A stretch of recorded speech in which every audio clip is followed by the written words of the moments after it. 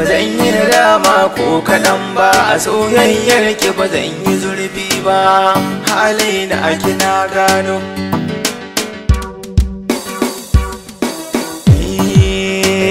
Ba zan jure zama da ke ba, ina da dalili.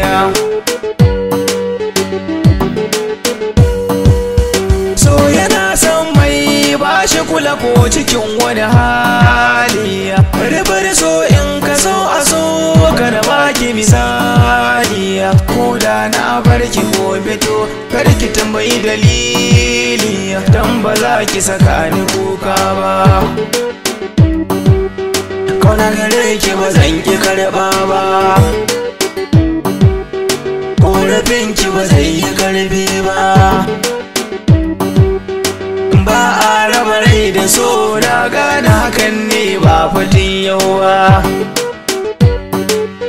Sannan ya rasa jini sai ki sani bai san wasa ba, daɗi da wuya ƙaunar kini da ita ce na saba, zamar wahalar da kai na karara na fada hukuma.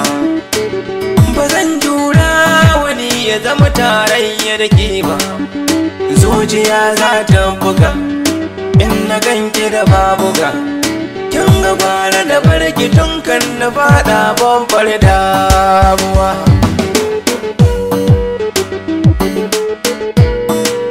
Iso shi ne ya kai ni fadar kikin ban makullin so na karba, na riga na yi nisa ban jinkira kan ki balle na duba, sai ki yi nazari ki gane da ƙauna ta ki kwarai na saba.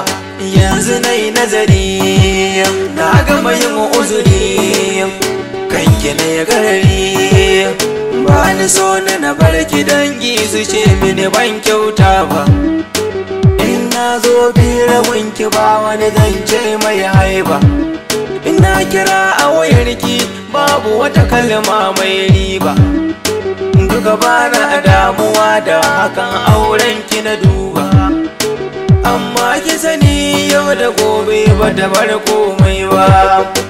Zan roki ubangiji ya zaɓa min mafi alkhairi, zaɓin Allahu shi ne zaɓi mai magori, Allahumma dogarata shi shiryar rayuwata, shi ne zai yaye mini damuwa da ke damuna.